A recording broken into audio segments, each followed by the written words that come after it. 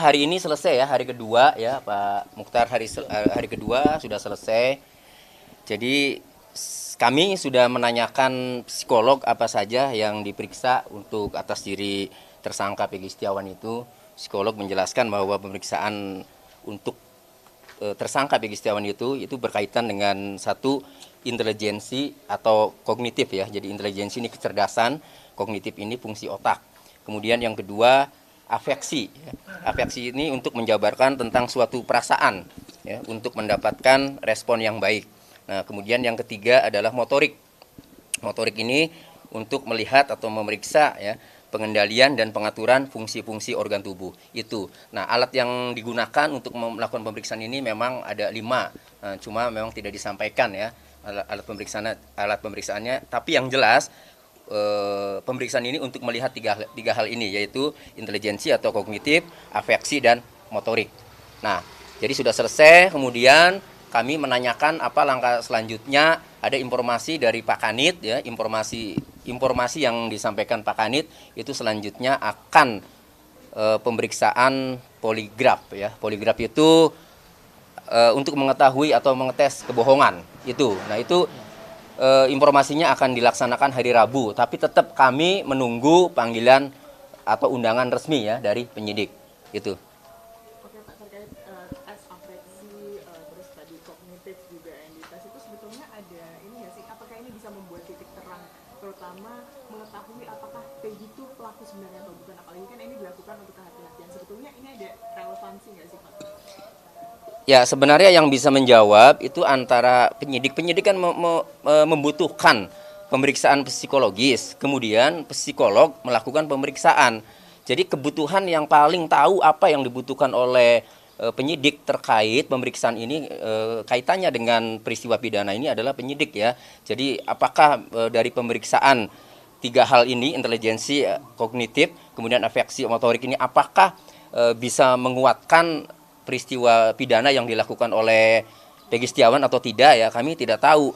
Cuma kalau melihat secara keseluruhan ya, pemeriksaan kepribadian ini ya, kami penasihat hukum itu melihat ya, sering interaksi. Pegi Setiawan itu orang yang baik ya, ramah ya, kemudian dia konsisten, kemudian dia tegar. Saya tanya juga nyambung, tegar segala macam. Akhirnya saya berkesimpulan begini, seperti yang tadi Pak Arianto ya katakan bahwa bisa saja ini untuk hasilnya itu bisa saja untuk menghentikan penyidikan kan, bisa saja kan. Ya kami berharapnya seperti itu kan. Itu kalau memang pemeriksaan psikologi ini dilakukan kaitannya dengan kepribadian Pegi Setiawan, apakah layak atau tidak, pantas atau tidak melakukan tindak pidana. Dan kami menilai Pegi Setiawan ini adalah anak yang baik. Ya, itu. Jadi kesimpulannya sih mudah-mudahan ini bisa untuk menghentikan penyidikan ya, itu, dan jauh lebih baik ketimbang ya digugat pra peradilan. Kalau memang penyidik mempunyai keyakinan setelah dilakukan pemeriksaan psikologis ini ya, kemudian ada keputusan seperti itu. Sejauh ini komunikasi dengan penyidik seperti apa Pak? Salinan BAP apakah sudah diberikan oleh penyidik? Ya. Terima kasih. Salinan BAP memang sudah kita dapat. Alhamdulillah sudah ada di tangan tim semuanya. Tinggal kita nanti mengkaji lebih dalam apa isi BAP. Artinya secara detail mau kita pelajari itu. Kemudian terkait dengan rangkaian tes kejiwaan atau psikologi, tes psikologi sampai hari ini, kami semua tim berkesimpulan bahwa karena memang hasilnya kan dari tim psikologi itu 15 hari kemudian.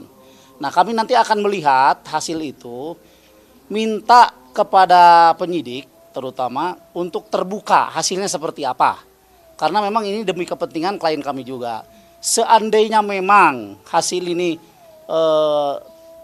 memojokkan klien kami, maka kami akan mengajukan keberatan dan bila perlu dites ulang, menawarkan tes ulang, tetapi tentu saja dengan tim psikologi independen. Karena tim psikologi ini memang yang disiapkan oleh penyidik, begitu. Nah, ya betul. Untuk kepentingannya nanti kan untuk ada hubungannya juga dengan pra peradilan, gitu.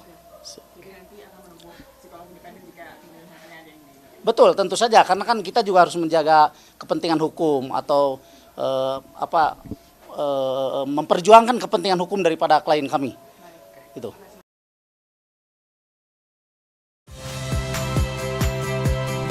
Saya Liviana Cerlisa. Saksikan program-program Kompas TV di siaran digital, pay TV, dan media streaming lainnya.